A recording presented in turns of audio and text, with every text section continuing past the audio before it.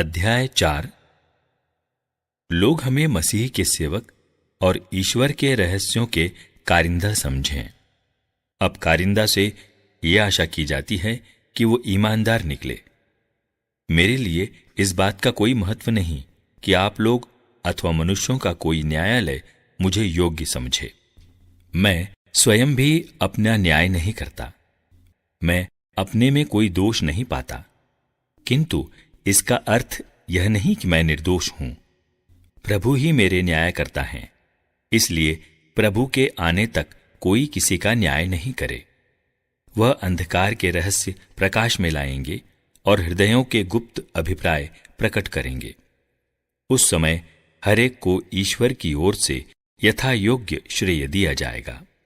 भाइयों, मैंने आप लोगों के लिए अपने और अपोलोस के विषय में यह स्पष्टीकरण दिया है, जिससे आप हमारे उदाहरण से यह शिक्षा ग्रहण करें कि कोई भी धर्म ग्रंथ की मर्यादा का उल्लंघन न करे और आप एक का पक्ष लेते हुए और दूसरे का तिरस्कार करते हुए घमंडी न बने। कौन आपको दूसरों की अपेक्षा अधिक महत्व देता है? आपके पास क्या है जो आपको न दिया गया है? और यदि आपको सब कुछ दान में मिला है तो इस पर गर्व क्यों करते हैं, मानो ये आपको न दिया गया हो?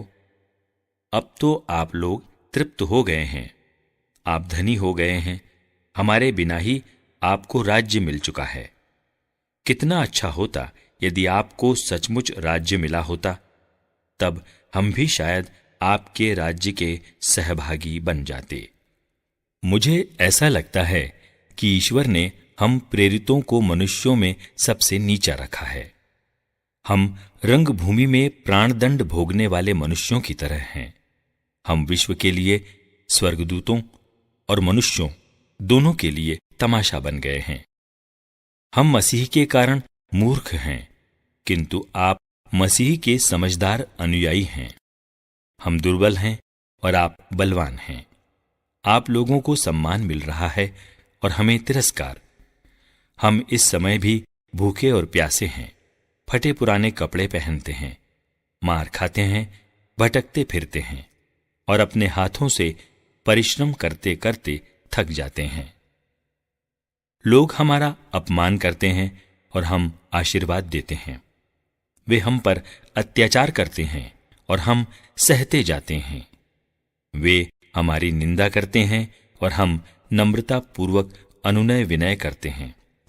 लोग अब भी हमारे साथ ऐसा व्यवहार करते हैं मानो हम पृथ्वी के कचरे और समाज के कूड़ा करकट हों। पौलुस का पितृतुल्य प्रेम। मैं आप लोगों को लज्जित करने के लिए यह नहीं लिख रहा हूं, बल्कि आपको अपनी प्यारी संतान मानकर समझा रहा हूं, क्योंकि हो सकता है कि मसीह में आपके 1000 शिक्षक हों, किंतु आपके अनेक पिता नहीं हैं। मैंने सुसमाचार द्वारा ईसा मसीह में आप लोगों को उत्पन्न किया है। इसलिए मैं आप लोगों से यह अनुरोध करता हूं कि आप मेरा अनुसरण करें। इसी से मैंने प्रभु में अपने प्रिय एवं विश्वासी पुत्र तिमोथी को आपके यहां भेजा है। वह आपको मसीह के विषय में मेरी शिक्षा का स्मरण दिलाएंगे, जिसका मैं सब जगह हर कलीसिया में प्रचार करता हूं। कुछ लोग यह समझकर घमंडी बन गए हैं कि मैं आपके यहां नहीं आऊंगा। यदि प्रभु की इच्छा हो तो मैं शीघ्र ही आप लोगों के यहां आऊंगा और उनकी बातों से नहीं, बल्कि उनके कार्यों से उन घमंडियों को परखना चाहूंगा, क्योंकि ईश्वर का राज्य बातों में नहीं बल्कि कार्यों में है। आप लोग क्या चाहते हैं? क्या मैं लाठी लिए आपके पास आऊं या प्रेम और कोमलता का भाव लेकर?